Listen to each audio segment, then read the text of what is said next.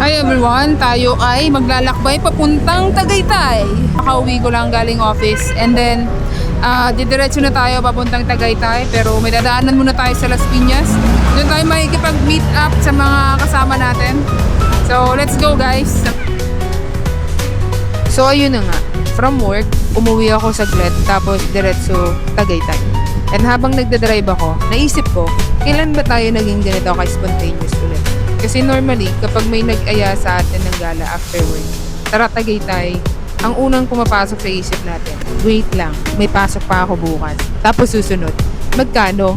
Tapos, anong oras tayo uuwi? And after answering all those questions, hindi na tayo natuloy.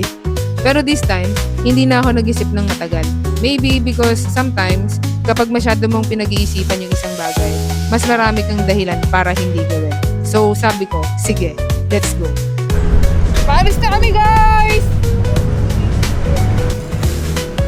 After all, hindi naman araw-araw may nagyayaya sa'yo na magtagaytay after work.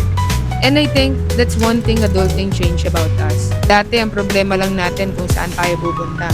Ngayon, bago tayo gumala, parang kailangan muna nating mag-meeting. May budget proposal, may schedule, release assessment, tapos may approval pa from ourselves.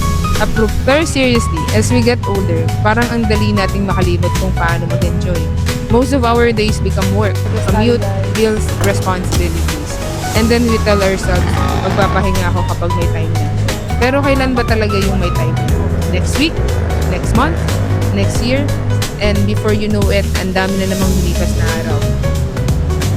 Nakakabulin na sila guys.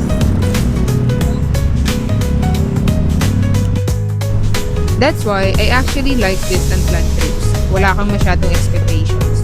You just go, you ride, you talk, you laugh, and for a few hours, wala ka munang iniisip na trabaho. And maybe that's also why I'm documenting this. Not because every day is exciting. Most of my days are actually very normal. Work, bills, responsibilities.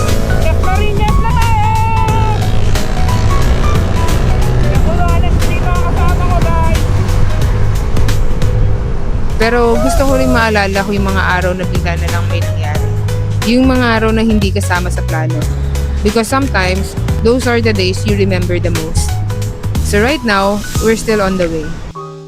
Pagod from work. Pero somehow, masaya. And I guess that's the point, you don't always need the vacations to feel alive. Sometimes, you just need to get out of your usual routine. So, if you've been stuck in the same routine lately, trabaho, uwi, bills, repeat, maybe it's okay to say yes once in a while. Okay guys, parating na kami! Say yes to your friends. Say yes to a random ride. Say yes to something that makes you happy. Because we're all working hard to build a better future. But don't forget to enjoy the life you're living while you're building it.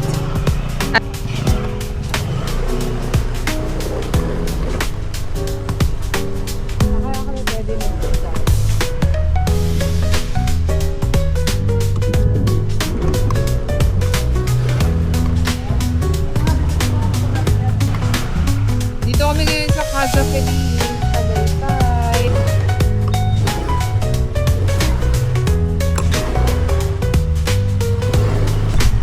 Okay. Dito na po kami. Papark ko lang yung... Alam ko pa. Hi ka sa vlog. Nakarating na po kami.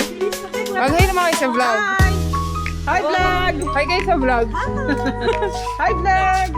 Naihina ako. Mahal na lang. Katabi mo na kayo. Siya naman ay... See you tomorrow.